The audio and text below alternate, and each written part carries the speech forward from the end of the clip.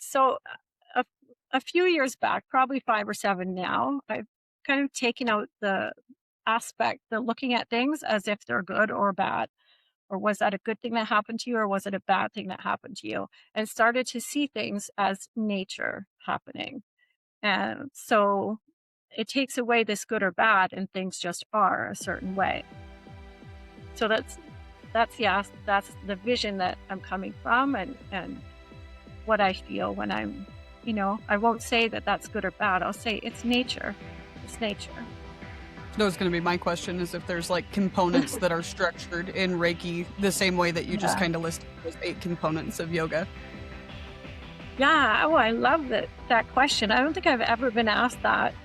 Yeah, I always see yoga as like, it's the Eightfold Path. Anyone can find it. You can Google it.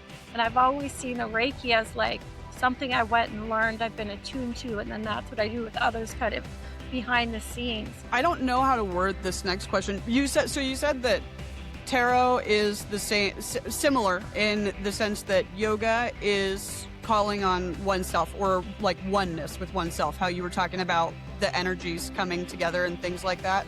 And then Reiki you defined similarly, like just that healing energy.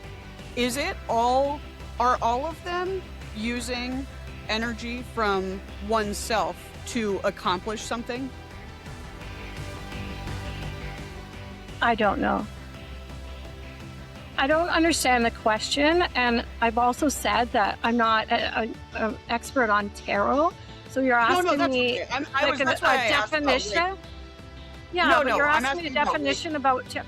To be honest, I don't have a definition of what tarot is, which is in your question. So I don't have a proper answer for that. I'm past that question. I asked you about Reiki.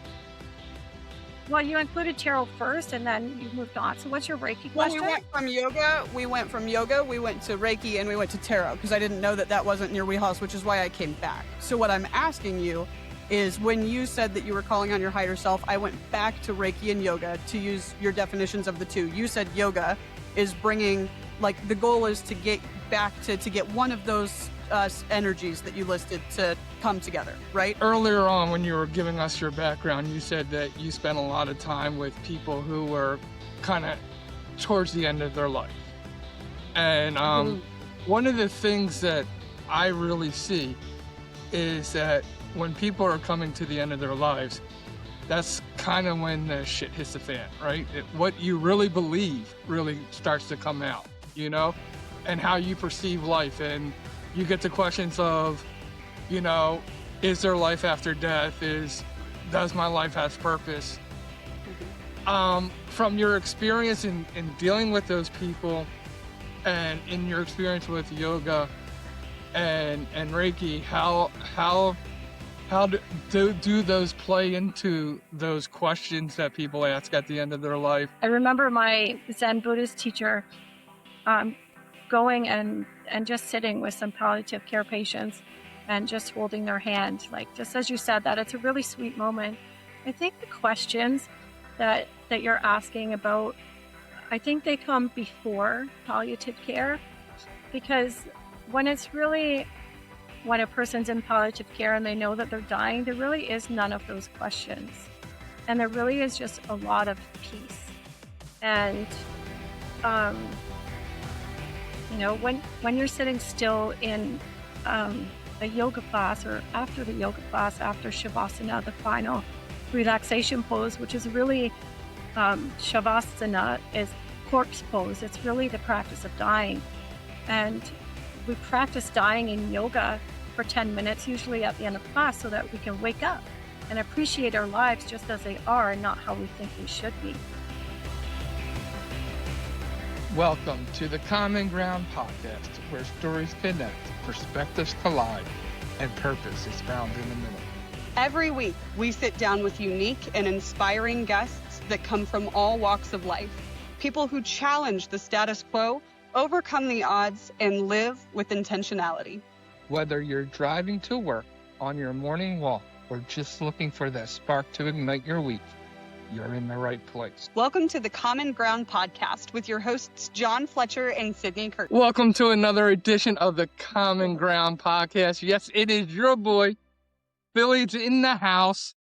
ready to get things started. And as always, I have my partner in crime, the extravagant, the beautiful, the just newly 1 year older Miss Sydney Curtin at the time of this recording. Happy Yeah, belated birthday. it's true. It's the first one for year 28 of my life.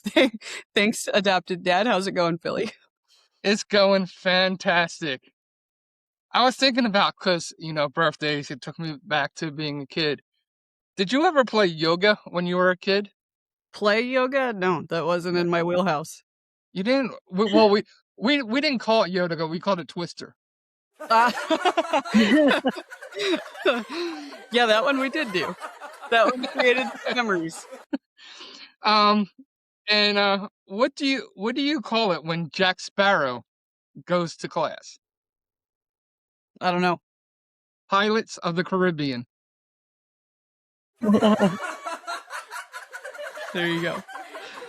You can let us know which dad joke you like for this episode before. Which one was your favorite? But welcome. We have another fantastic, awesome, awesome episode. Today we have it with us, Andrea L. Wehlann. How you doing? I'm good. I'm good. Thanks for having me on the show. Nice to see you guys again. Happy belated birthday, Sydney. Thank you. You're welcome. So, to give you a little background to who Andrea is most notably recognized as a contemporary yoga educator, author, and founder of Ganga Moon Yoga. Her work typically focuses on the intersection of physical practice, spiritual philosophy, and emotional healing. She she has dedicated following in the wellness and yoga communities. Like we said, she established the brand and studio called Ganga Moon Yoga to teach Hatha and Vinyasa yoga through a lens of deep spiritual inquiry. Her teaching style is often described as soulful, prioritizing an internal experience over the physical workout. Andrea is an author of 4 books, it looks like. I know she has 3. She is not only an author, she is a poet and yoga educator. Her books, no matter how dark the stain, poems and inspiration from for the women in pain, came out in 2021. Deeper Days, 365 yoga inspirations for inner calm amidst chaos. That's 2022. And Stillness in the Storm, a conscious daily journal of yoga and spiritual healing in 2023. But I believe you also did one deity yoga, a practical guide to personal transformation. That true also? No, I wrote I co-authored a book, Wellness for Words for Wellness, I believe it's called, and that Okay. came out last year. And then I have 2 upcoming books, The Soul Awakening Method and a second book of poetry coming out. Very nice. Yeah, that's Awesome. quite the resume. I love your book covers too. Did you design those? Those are from a lady in Greece, actually. Yeah, They're very well done. Jessica, yeah, she did all 3 of them. There's deep meaning behind the positioning, the coloring. It's truly amazing to see her work. I'll have to get that contact from you because I did my Oh, last good. book cover and I love it, but for my next one, it might require a little more creativity than my very Oh, logistic yeah. forward brain. Yeah, yeah, they're so beautiful. Yeah, Gorgeous. amazing. Now, so for everybody who doesn't know you, and we just gave an overview, but where is your focus with all of the things that you do? What do you do a majority of the time? Is it running your yoga studio? Yeah, teaching yoga classes and serving the community is kind of where my heart is at. I writing is kind of just who I am, so I do write every day for sure, and I use poetry just to write out my feelings and stay connected to myself. But really, you can find me in my yoga studio, running a few classes, some workshops in the communities, at the library, local wineries in my neighborhood, doing things like that. That's awesome. I love that. Well, your life, for those who don't know you, wasn't always rooted in this idea of oneness with yourself, wholeness, like, it was rooted in a lot of trauma, and there were a lot of things that went into your life that led you to having the knowledge to talk about these things that you do today. Can you give us the 30,000-foot view of what your upbringing or some of the key events in your life that led you to being able to be who you are today? Yes, I was trying to think of that 30,000-foot view, and I just picture like a cellar, like a snowball rolling down the mountain, and it gets bigger and bigger and bigger and bigger. So it's like, yeah, but with it comes, all the things that were making, my cells bigger was trauma, fire, discipline, education, meeting beautiful teachers, learning new things, hatred, fear, trauma, destiny, all of those things have kind of made me, I see things as nature now. So, kind of from that one little cell, um, experiencing so many things in life to becoming like the tree that I am so far today. Um, yeah, I have a nature view of things, but it took a childhood and overcoming childhood, which I don't think is it's everybody has to at one point. It is an archetype of life to overcome your childhood experiences, so that's not different. And then I had some other experiences when I left the nest. You could say the teenage years were one thing, then college and university after. A lot of traumatic experiences, a lot of pattern recognition, a lot of studying what those meant, a degree in psychology, a diploma of social service work, really wanting to help others not feel the pain that I was feeling myself, um, which cultivated into trying to heal the world from the AIDS epidemic by going to Toronto, one of the big cities here in Ontario, and doing palliative care and working with the AIDS patients and holding hands as people crossed over. And through that, really experiencing a deep sense of peace and really solidified kind of what's important in life. And those few minutes on the deathbed are, really telling of that. And I took a lot to heart from that. And then after working in death for so long and being so little is when I started to switch life into the more healing aspects. I bought a nutrition store, sport nutrition store, started working out, Brazilian Jiu Jitsu, and studying all the things that make people healthy, Reiki, Feng Shui, studied tarot, understanding the tarot, reading Thich Nhat Hanh books, Marianne Williamson books, A Course in Miracles, and just kind of soaking in the Reiki, second Reiki, Qigong, yoga, different types of yoga, hot yoga, Ashtanga, Vinyasa, all the things. And yeah, really became a sponge for that. So here I am, It's kind of yeah. embodied and cultivated from all of these aspects. And the Zen have a saying that there's 72 seats inside of us, and also we are trillions of cells. But yeah, it's been wonderful to experience a lot of those 72 seats for sure. That was a lot that we're gonna unpack. I wanna start with saying that before you mentioned getting into the wellness aspect, you said that you have a nature view. Are you referring to nature versus nurture that you or what when you say you have a nature view of the world, can you elaborate on that so we have a foundation for what we're Mm. talking about from Yeah, your perspective? yeah. So a, a few years back, probably 5 or 7 now, I've kind of taken out the looking at things as if they're good or bad. Or was that a good thing that happened to you, or was it a bad thing that happened to you? And started to see things as nature happening. And so it takes away this good or bad, and things just are a certain way.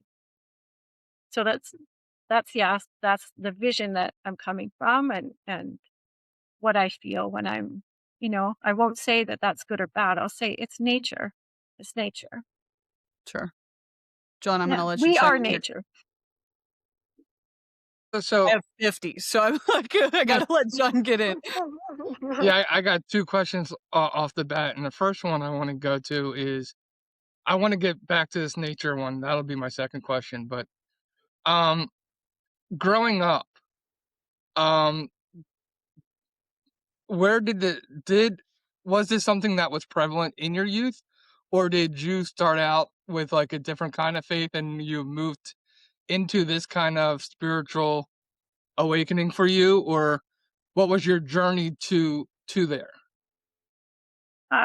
My journey to the understanding of everything being nature. Yes. That's yeah. So yeah, at age 7, I was channeling words and writing on paper words that were far beyond what I was learning in. What grade are you in? Maybe grade 4 you are when you're 7. I don't know. I'm not going to look backwards. I've trained my mind not to, but so anyway, what I recognized was vocabulary words like covetous souls and all these long words that I'm like, wow, this is really interesting. And so I had this gift, right? And I would just keep writing it and it always fed me and fueled me. But I knew kind of it wasn't, mine. It felt like a divine thing happening. Or, now that I've studied a few esoteric things, had some teachers in different kind of energies. I know that it's channeling. I was able to channel at a young age. So I always had that insight. In Zen, it's called a bodhicitta. You're just kind of born with this knowingness. And that was really the impetus for me persevering childhood, writing words of pain, but transforming them into love, and then just kind of chasing that and seeking that. And it led me, yes, I was taken to Catholic Church a lot by my nonna, the Italian side. And so I studied that for a long time. After university, I joined the Canadian Theosophical Society and I studied, all the different kinds. Then I really delved into metaphysics for a really good chunk of my life, which is, I'm sure, is the reason that I'm here today by doing the book A Course in Miracles for 3 years in a row. I found that in New York City in 1999. And then the yogic path became a way of living. And I started to be open up to the Eastern mind, the Eastern way of thinking, the Eastern way of how they raise children and the idea of destiny. And there's a seed inside of us of infinite potential. And we all have that seed and we all have greatness within us. And so, it's been taking down the barriers of like, "Oh, this is good, this is bad, you have to do this, you have to do that." And now I have a more simple, soft way that a simple, soft way that I view things. So, going going more directly into this whole nature thing, is nature thing something you use to kinda define, like, past, things? Because you said now instead of looking at stuff, you say, "Oh, that's just nature." But how do you make future decisions? Like, I get the whole I don't like, I get the whole looking back and saying, "Okay, even though this was bad, it actually had positive stuff in my life. So, was it really bad if it had positive things in my life?" So maybe getting rid of the definitions good or bad, I can see somewhat you doing, but how do you if nothing's good or nothing's bad, how do you decide on where to go or what decisions you're going to make? Or is it everything is permissible because, there is no good, there is no bad, there is just nature? Look, there Or is do I have just a love. There misdefinition is of it? just There is just love at the end of the day. If you break everything down, only love is real. That's absolute truth. There are laws of nature. I understand the question you're asking. It's not that I use nature as my tool for decision making. That's not it.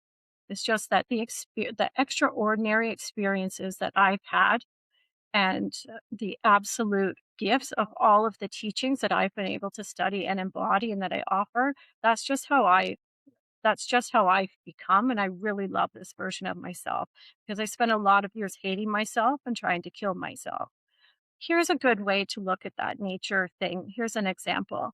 I've had 7 miscarriages. I did bury one child, and I've had 7 miscarriages.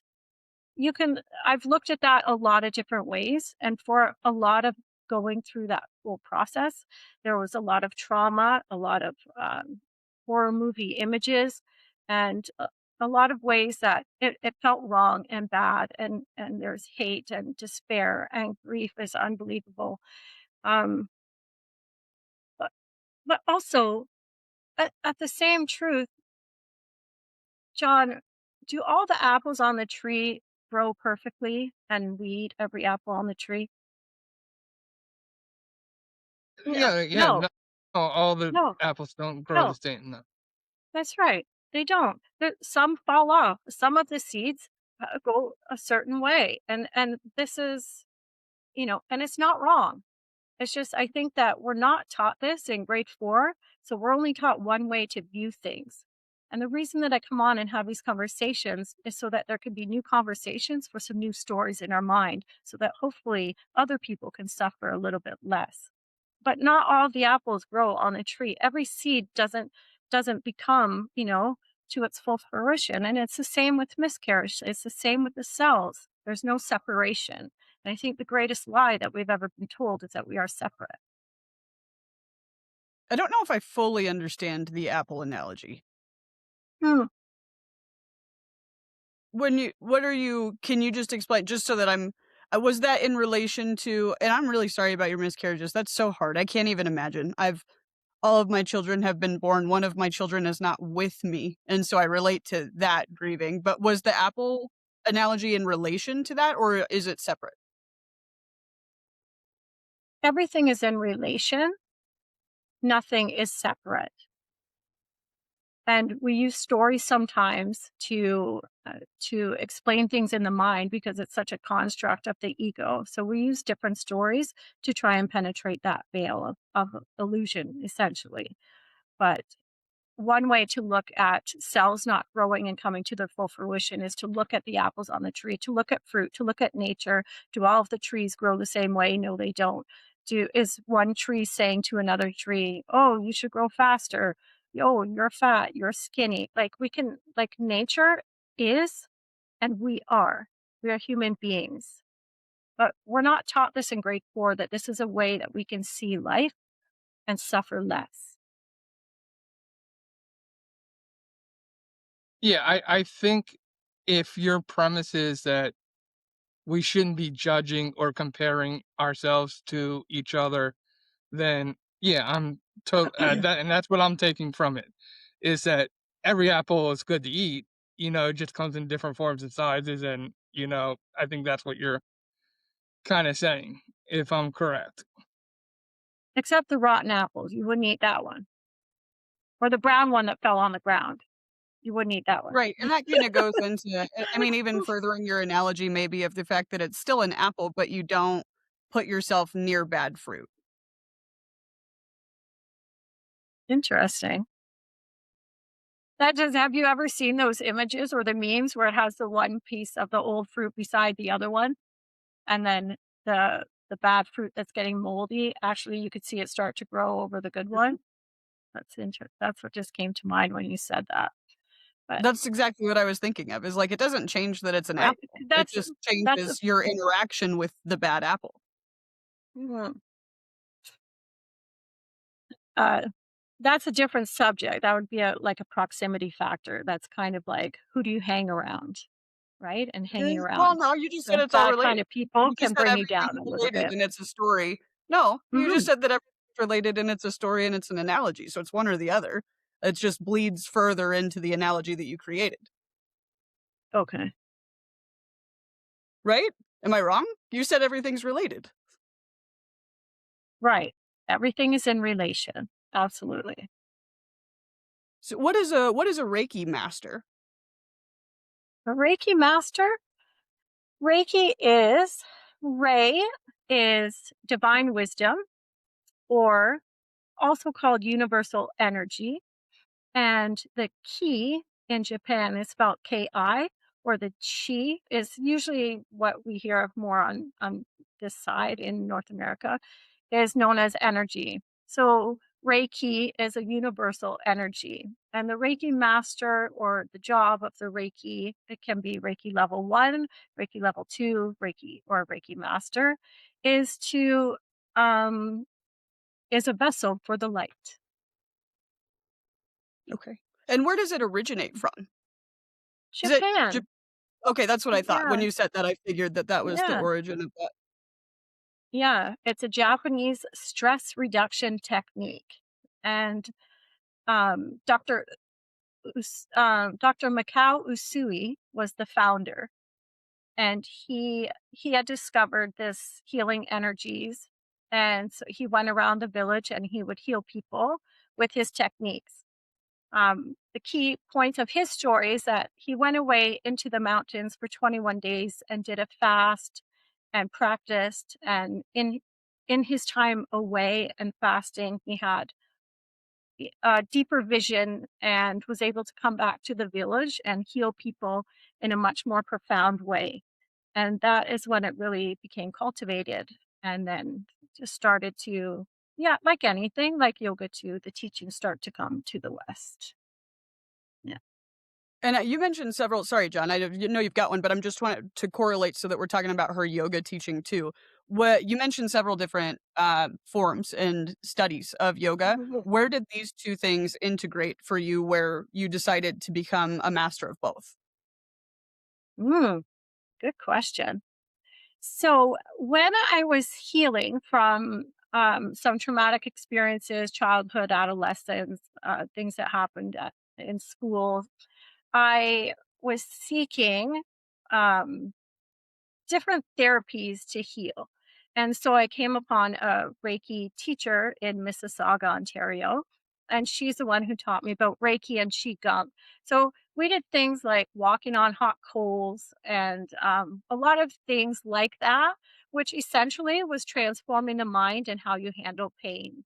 So after experiencing those things with her, being able to walk on hot coals and not burn my feet, that was so profound. I was like, okay, I'm going to keep listening to her. So she was a beautiful woman, and she taught me all about Reiki, Reiki energy, and I became certified with her. And then I went back for more and became a Reiki level 2 practitioner in Mississauga. And then you practice for a couple years, just like Mikao Usui. He went away, he practiced, he came back. It was more cultivated. So that's how Reiki works. It's level 1, 2, and then a master. So after I'd practiced the level 2 for a while, I sought out and found my Reiki master, Joanna McDonald, who's in Dubai right now, who also became my yoga partner when I started to practice yoga. So I was Reiki first, and then reconnective healing with Dr. Eric Pearl. Um, he's was one of my great teachers too. Became certified in that, and then yoga started for me. Okay, very nice. So, do you consider this like a way of life, or is this more of a spiritual journey? Um, how does that play?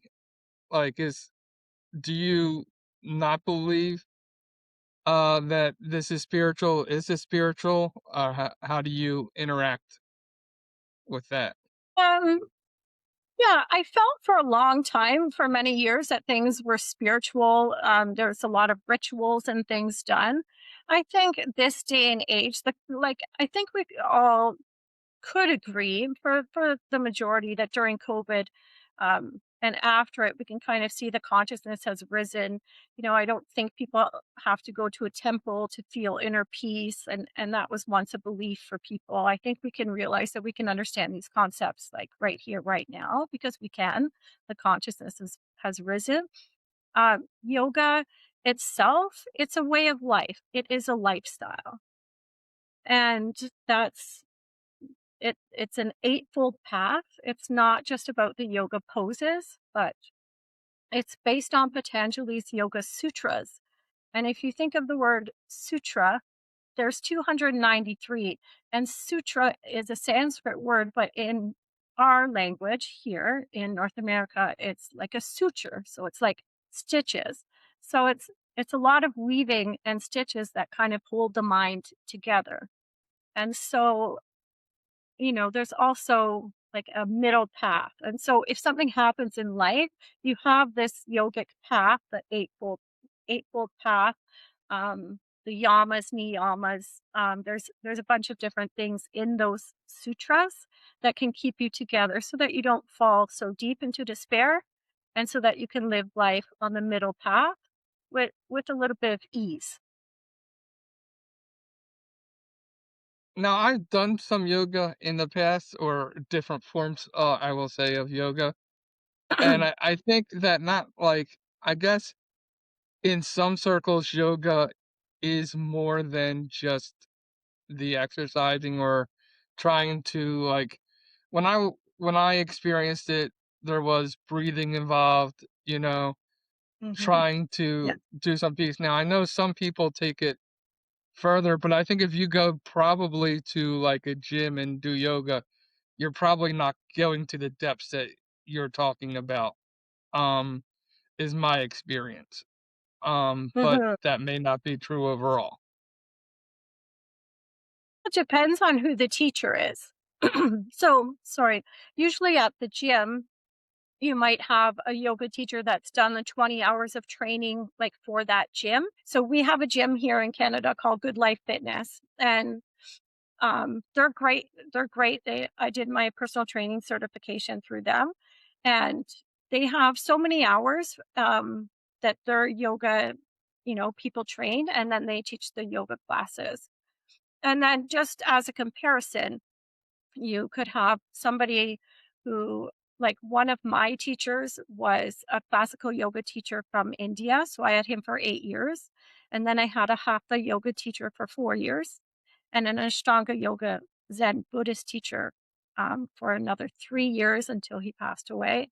So, it's just who's teaching the class, what is their background, what are you going for? I think all yoga is amazing yoga, because to yoga, the word yoga, like what is it? Just, like people don't usually think of that, but it means to unite, so to bring together. So even just if you go to that class that you went to and you focus on yourself for that hour, you have yoked a couple of your energies together. Like we have spiritual energy, physical, mental, and emotional. If you can bring two of them together, that's yoga. So maybe you do that when you go. That right? All Right. yoga, it's good, and yeah, just keep going. But what I'm saying is I think your studio is more focused on more than just the moves and moving your body in a certain direction and trying to gain flexibility or peace. You're probably going at a much deeper level, correct? Yeah, so there's 8 components to yoga. There's the 8 limbs. So there's the yamas, niyamas, um, the asana is the postures, pranayama, meditation, concentration, um, meditative state, and bliss. I don't know if that's all 7 or in order, but there's 8 limbs. They're not in any order, but there's 8 components to it. So you mentioned the breathing practice. There's a meditative component, being able to concentrate, the postures, and using breathing techniques. Breathing techniques are usually the bridge between the physical and the spiritual world. Yeah. So So you at my studio, yes, you get it. You get all of that, which is the original kind of how I was taught. right. So you said that yoga was a way of life. What about Reiki? Is there a spiritual part to that, or is that also just a way of life? That was gonna be my question, is if there's, like, components that are structured in Reiki the same way that you just Yeah. kinda listed those 8 components of yoga. Yeah. Oh, I love that question. I don't think I've ever been asked that. Um, yeah, I always see yoga as like it's the eightfold path. Anyone can find it. You can Google it. And I've always seen a Reiki as like something I went and learned, I've been attuned to, and then that's what I do with others kind of behind the scenes. Um, but Reiki, yes, there are certain components. They're called attunements. They're called, it's basically grounded on the central this acupuncture points. So the central and what is it? And the governing system. So one channel of energy um, from the pelvis up to the mouth in the front, and the second, the governing channel from the back all the way up onto the top of the mouth.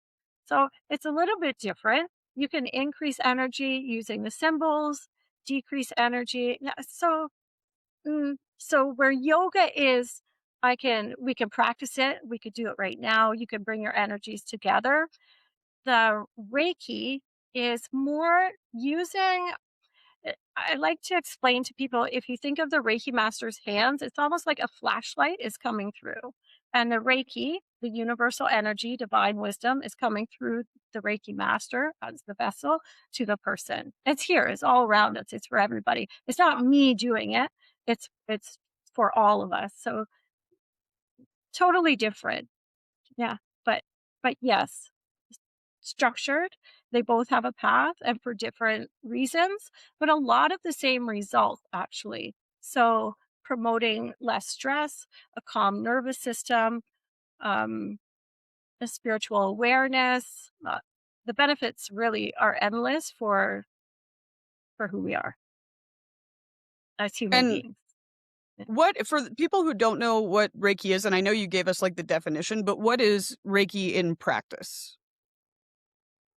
So in practice, the student would, or like somebody, maybe here's how I usually see it. If somebody goes to the doctor, say for a cancer patient, I had one recently. So she would go to the doctor, you would try all the big pharma kind of stuff and try all the medicines, and they don't seem to work.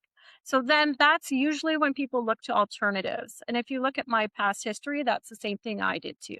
I tried all the things, nothing worked, and then I went to study all the energetic stuff.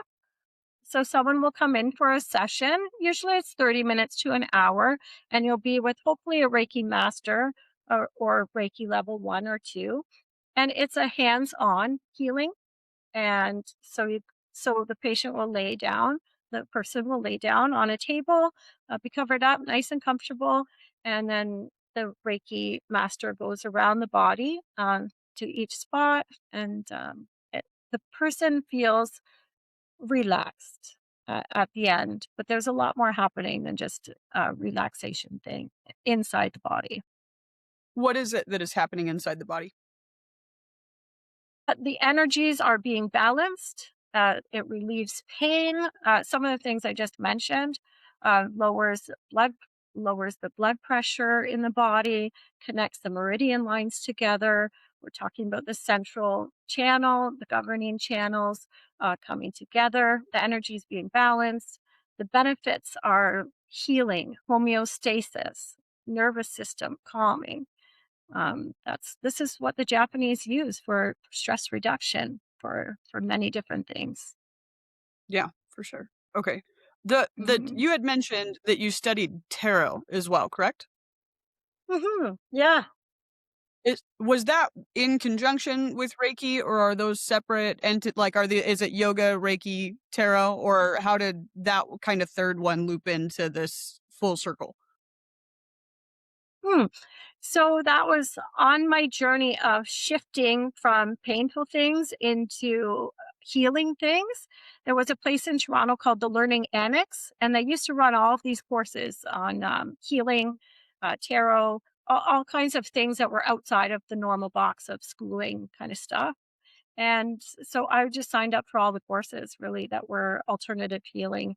Some healing your eyesight I took tarot, became certified in that. And yeah, just Qigong was there, Feng Shui, I studied there. So just all, Dr. Phil had a saying once, and he said it takes 10 I love yous to overcome one I hate you. And so that was kind of like, I didn't have the internet growing up. So that's kind of like what I went by. I was like, oh, okay, I need a lot of these courses and a lot of these studies to bury a lot of things that had happened to me or to turn them around. So that was kind of that was my mission. I set off and I went to Brazil to study Brazilian Jiu Jitsu. I went to Toronto to study with Marianne Williamson for some of her courses there. And yeah, just seeking and learning, transforming, growing. Yeah. And for those who don't know, just so that we're on the same page with all of our listeners, can you define tarot and its purpose to everyone listening? Hmm. Not really. Yeah, I haven't. The tarot. what I get most of it is the archetypes. I think the archetypes are important for everyone to learn because sometimes we're going through life and we think it's us, but really there's on a vibrational frequency that we're all connected on is there's certain archetypes like child overcoming your childhood is a basic one. Some people do and some people don't. Another archetype from the tarot would be um, to not do things just for other people, right? And there's 78 degrees of wisdom. That's a really good book for the tarot. But for me, if I use a tarot now, maybe I would just draw a card if I'm really confused about something. I'd pull a card from the deck after shuffling with the intention and just say, what do you want to show me? What am I missing here? What can I learn from you? And pull one card. But I don't do You readings and talking things like to that. when you ask that question. The divine, my higher self. So you are God in your practice of faith. I'm speaking to the highest self, to the universal energy, to love.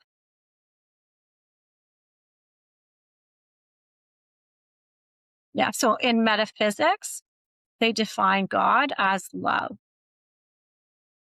Yeah, most faiths. I actually don't think I know of a faith that doesn't define God as love. So what I'm getting at is is it a mother earth thing? Because you've talked about nature before. What I'm getting at is what is the name of that higher power in relation to tarot? Because that's I think the most faith oriented if we're talking Um, about so so no, so sorry, I'm go ahead. not I was just speaking. gonna say the yoga, the Reiki, and the tarot.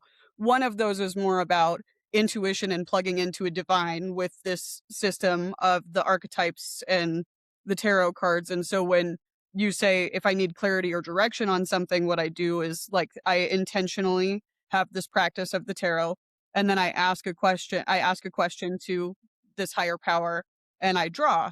So what I'm asking is, what is that higher power without using the definition of love? Because that is universal across all types of faith, whatever you subscribe to. Okay, so I am not seeking for anything outside of myself, and I am not asking anything that's outside of myself. What I'm speaking to and what I'm coming in contact with is the version of myself that puts up any blocks to love inside myself. So yoga is a practice of the self, through the self, to the Hmm. self. Metaphysics is a practice of there's only one of us here, you. Sure, So sure. when I'm not asking anything of the tarot. I don't think the tarot's out there and I'm here. I don't believe in separation. It's all one thing for me. I'm asking myself because there's something I can't see. The thing about having a spiritual practice and being able to overcome things is you can't see situations when you're in it. That's why hindsight is Mhm. 2020. And so Yeah, sometimes you absolutely. use these as you use these things as tools to get in touch with yourself behind what you can't see because of the ego that's always there lying and tricking. One of the main Hmm. points that to understand is that your ego mind is always working against you and it's the opposite of love, Right. right? So So these are ways to get beyond that to deeper parts of the loving self. yeah, no, I think it's really important, and thank you for defining it. It wasn't a rhetorical question. I was genuinely asking because I have always wondered what it, and I've had it defined differently by other people that I know in my life that have either studied Reiki or practice it. And haven't dug deep enough to know the answer to that. Is it standard that in Reiki or tarot that you are talking to a higher version of yourself, or are there different interpretations for who the person practicing it may be talking to? And are the cards then just a vessel for whoever they choose to talk to? Or is the practice of tarot itself calling on one's higher self? So it's always the person using the cards. Yeah, so that would be a really good question for someone who's an expert in tarot cards and tarot card Okay. readings. Yeah. Got it. Oh, so that's I not in your, it's just something that you've studied, but it's not something in your like wheelhouse per se. yeah, so I have used that in my life to get where I am. Yes. but I'm not offering my students tarot card readings. I'm not doing that. So I don't have that answer for you. That's fair. When it was taught to you, did they talk about that, or is it different for masters versus people that just use it as a practice? I guess is what like when they teach you, I'm Yeah, sure I that have they no say they don't just say here are these cards and you're not talking to like there's got to be some sort of implementation practically on how they're used because you use them. right. Yes. They were a tool for me, just like I said. Like, I can't give you a different answer. The 78 Degrees of Wisdom is one of the best books that I ever read. And tarot is one tool that you can use to get behind the ego mind to find more parts of yourself to love yourself. Okay, that'd Just be an like if interesting. you go to a just like if you go to a yoga class, maybe you come out a little bit lighter than when you went in. Just like if you go and have a Reiki treatment and have a Reiki session with someone. Ultimately, what are you doing? You're coming out a better version of yourself, more at ease. And in that space where you're more at ease, where you're more calm, whether it be tarot, hypnosis, to whatever you're doing, meditation, you're coming out to see yourself differently, to be a little bit like a part of you that's less suffering, that has more meaning, that has more kindness, more compassion, more health, more wellness. And this is what spreads in the world. It's a beautiful thing. I don't know how to word this next question. You said that tarot is the same, similar in the sense that yoga is calling on oneself or like oneness with oneself, how you were talking about the energies coming together and things like that. And then Reiki, you define similarly, like just that healing energy. Is it all, are all of them using energy from oneself to accomplish something? I don't know. I don't understand the question. And I've also said that I'm not a expert on tarot. So you're No, no, asking that's me okay. I like was, that's why a I asked about definition. Reiki. Yeah, No, but no, you're I'm asking me a asking about definition Reiki. about to be honest, I don't have a definition of what tarot is, which is in your question, so I don't have a proper answer for that. I'm past If you that wanna question. I ask me asked you s about Reiki. well, you included tarot first and then you moved on. So what's your Reiki Well, question? we went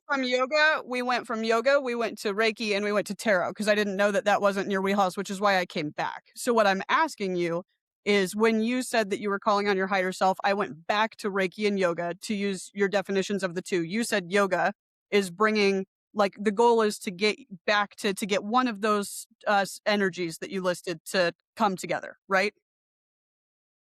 The word yoke means to unite. Yes. You're Right. uniting Yeah, your so it's energies. getting Yes. those to come together, right, and then what I was asking is Reiki similar in the sense that you're using your energy to focus on bringing either healing or focus or clarity? Is that the same between yoga and Reiki? No. Reiki flows through you, not from you. Not So from you. Reiki's a little bit So it different. flows from the Right. Reiki master So or the person practicing. it flows through. So in the beginning, when we defined it, it's easier when you define it and you look at the word itself. So the way it's spelled, Reiki. Re is universal Mhm. and ki is the chi. So it's universal or divine wisdom, it's also called, and the chi together, the energy together. That flows through the Reiki master. And the Go Reiki ahead, John. master is a vessel for that light to go to the person. Mhm. What are the misconceptions of Reiki or yoga that you have seen or people may have a different perception than what it actually is? Hmm. I think I hear a lot that what is it when people talk about Reiki? Nobody knows what it is or what it does. So that's always interesting because it really does come from Japan and it's not as popular here. I think it's starting now. Some people are coming because it's starting to be covered on benefits here. So that might bring a wider awareness to what it actually does. But because it's kind of a felt sense, it's not really defined. So a lot of people with Reiki are just like, I don't know what it is. With yoga, the main misconception is all I hear constantly is I can't do yoga, I'm not flexible. I can't do it, I'm not flexible. But yoga is actually if you can sit and close your eyes and bring attention to your breath and just notice the inhale and the exhale, you have brought your mind to your physical body, and it's yoga that's bringing together two of your energies. To yoke is to unite. Yeah. So And I being have one, flexible isn't really part of being flexible has nothing to do with yoga. It's really about finding your breath. and there's only one more thing that I really want to somewhat discuss with you. And that is earlier on when you were giving us your background, you said that you spent a lot of time with people who were kind of towards the end of their life. And Mhm. one of the things that I really see is that when people are coming to the end of their lives, that's kind of when the shit hits the fan, right? What you really believe really starts to come out, you know, and how you perceive life. And you get to questions of, you know, is there life after death? Does my life has purpose? Mhm. From your experience in dealing with those people and in your experience with yoga and Reiki, how do those play into those questions that people ask at the end of their life? How does that pertain to, us ending life here on Earth? Mm.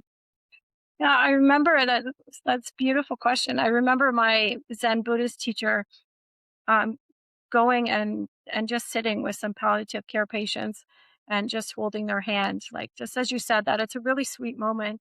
I think the questions that you're asking about, I think they come before palliative care because when it's really when a person's in palliative care and they know that they're dying, there really is none of those questions. And there really is just a lot of peace. And um, when you're sitting still in a yoga class or after the yoga class, after Shavasana, the final relaxation pose, which is really Shavasana is corpse pose. It's really the practice of dying. And we practice dying in yoga for 10 minutes, usually at the end of class, so that we can wake up and appreciate our lives just as they are and not how we think they should be. And palliative care and holding someone's hands as they cross over is just it's a beautiful moment. Uh, it's it's just very peaceful, and there isn't those harsh questions that comes before. But in the actual moments, I haven't. Nobody's asked anything, but um, but the peace is undeniable. Yeah, it's the best thing I ever did with my life. Like if I had millions of dollars, that's what I'd be doing right now. Palliative care again. Mhm. That first word in the care, what type of is it like, where they're at a care facility? I'm unfamiliar with that type of care specifically. Yeah, yeah, great. Thanks for asking. It's Palliative, palliative okay. care. Yeah, yeah, palliative care. And there are places that you can go for that, or my nonna, my grandmother, she stayed home for that process of life. And it's, the way that I saw it was, like a birth, like when somebody comes into life, it's really beautiful and there's a lot of magic there. And the end of life, I see it as just as important and just the same. And also I understand that it's not for everybody. I think I love it because I have, a thick spiritual practice, but a lot of people cannot see their loved ones in that state because it's not who they remember them as. And so it really takes a special kind of heart and compassion to be able to hold their hand and to love them through their last breath. Mm. There you go. Yeah, I want to say that um, I think this conversation could go into a million different other conversations. I think we needed this episode though to kind of dig deep into really defining what it is because I don't think people know enough about what yoga, Reiki, is. Mhm. So I think this has been a very informative.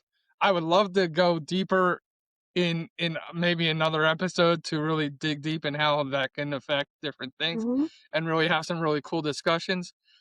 But I think this pretty much is a good place to wrap up since it's more of like just figuring out. Because anywhere we go past this is it will take us into another long Yeah. discussion. So I just like that. I like that you said deeper because I think you were just doing a plug for my Deeper Days book. I definitely was. Just kidding. Just kidding. So so that's going to take us to our key takeaways segment. Key takeaways. I think that my biggest takeaway is that, you know, when people have things in their life that they can't define, they look for ways to control and I don't mean this specific to anybody here, just in general. I have people come to me with questions philosophically about different faith practices, about like psychology is my background. So they'll come to me just for things from dialectical behavioral therapy or cognitive behavioral therapy and what they should be doing. And, you know, the only true peace that you'll ever find is in Jesus. And he's the ultimate healer. You can't heal oneself. You certainly can't pay ransom for being human. That is just in the gospel. And so, like, I want everybody to find peace and healing for themselves. I want them to find it in the right places.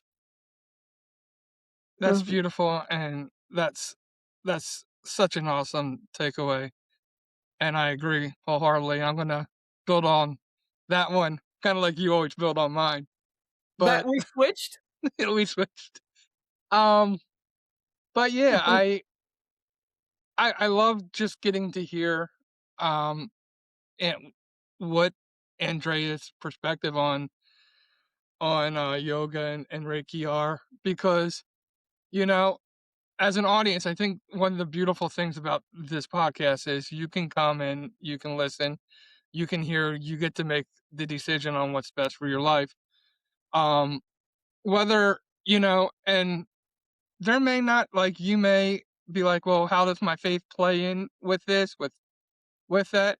That's all things you can do, but there might be some things that you can take from yoga, from Reiki, that will help you in your journey, in the long run. So make up your mind. If you need more information, you can reach out to Andrea. For me, like Sydney, um, my peace comes from God and from from my relationship with Him. Um, but I've done yoga in the past. I enjoy yoga. One of the benefits of doing something like yoga is you will gain flexibility. That is a great thing in your life. So I I did yoga for about a year, and I could move my body in ways that I could never move it in a Sean, long time. Like, dude, yoga has its benefits if just for the physical aspect of it. But it does if you can get peace out of it, if you can get some of the different things that Andrea benefits we're talking about you, I love that for you too. Andrea, if people were distracted and didn't get to listen to this whole episode, what would be one key takeaway you would want our audience to have from you? Would be your mic drop. The dark parts. The dark parts of your life and the light parts of your life are both love.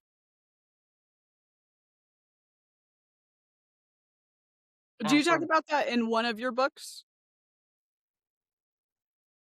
I No, no, it's what I learned after writing my books. For a long time, I didn't think I could put out 3 books because they were different topics.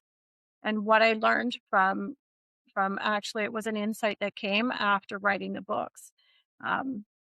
That is the light parts of my life and the dark parts of my life are both love. How can I be anything less than God if God creates love and perfection. How could I be any different? So the light parts and the dark parts are both love.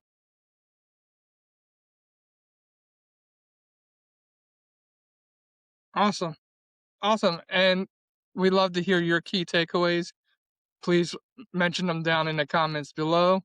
Let us know what you took from it. If you have any questions, we can pass them along to Andrea and she can get back to you with the answers. So that's going to move us to our final segment, the final five. The final five. Who is your hero and why? My hero is my grandfather, my Italian grandfather, and his love for my nonna. Even after she was dead, 15 years, on Valentine's Day, when I went to see him, he lived to be 101. And on Valentine's Day, I went to see him, and he was still thinking of what gift to buy her. And it was just such a sweet sentiment that he was just a loving, loving man. And he really is my hero. Mhm. That's sweet. Question number two Mhm. for you is going to be with the books that you have out now for somebody maybe just starting this or wanting to read your books. Which one would you recommend they start with and why? Mm, that's tough. Uh, if you want to heal your life and carry a bit less pain, no matter how dark the stain, Poems an Inspiration for the Woman in Pain. Reading one poem a day keeps your heart soft. If you want to calm your mind and train your mind to be on your side, Deeper Days is the book for you. There you Yeah, have it. both of them require just a few minutes a day. It's not a book front to back. They're both little bits each day. So one poem a day keeps the heart soft. In Deeper Days, just repeating one of the mantras as often as you can throughout the day keeps connection from your head to your heart. Beautiful. Now, besides the books that you've written, what is either one book, one song, one verse, one quote, one saying that one mantra that you live by? From A Course in Miracles, from the Foundation of Inner Peace, only love is real.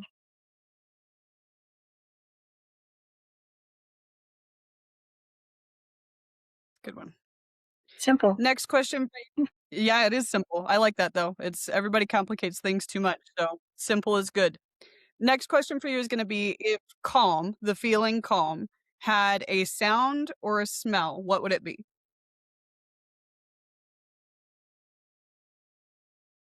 Sound.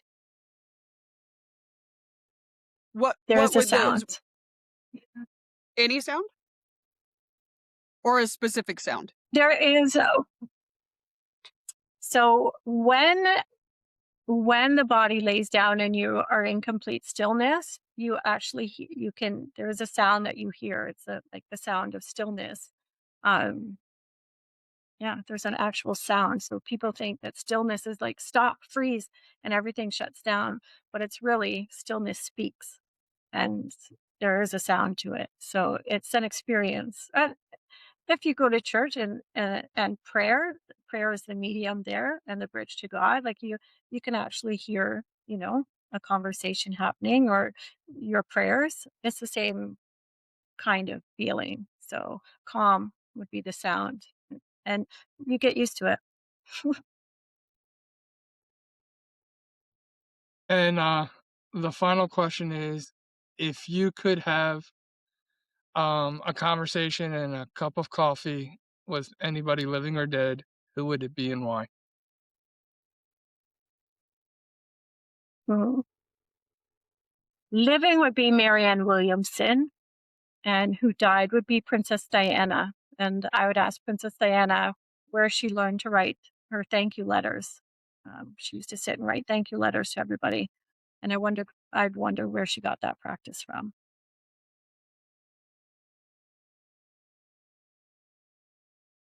Awesome.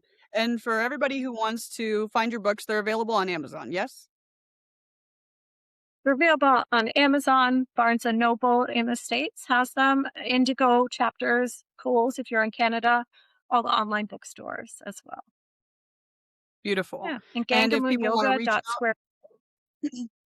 that's what I was going to ask. If people want to reach out or follow your journey, Mhm. where can they find you or follow that? So on socials, usually Instagram at Ganga Moon Yoga, Facebook Ganga Moon Yoga, LinkedIn at Ganga Moon Yoga. Also, my author name Andrea Wehlann, which is spelt a bit different, Wehlann. Instagram, Facebook, LinkedIn, X, and anywhere online. Beamsville Yoga Teacher usually has me too. So you can email me at gangamoonyoga@gmail.com or my website, www.gangamoonyoga.squaresite. Awesome. And thank you again, Andrea, for being our guest today. It's You're been welcome. a real pleasure getting to know you and know your journey. For Sydney and I, it has been our pleasure to be your host, and you have been listening to the Common Ground podcast. God bless and good night. And that's it for today's episode of the Common Ground podcast. We hope you're leaving with a little more perspective, a little more purpose, and a whole lot more inspiration. So thank you for joining us today. We appreciate it. Thank you to our special guest. If today's conversation moved you, encouraged you, or challenged you in any way, don't keep it to yourself. Share it, rate it, leave us a review. Your support helps us reach more people who need to find their own common ground.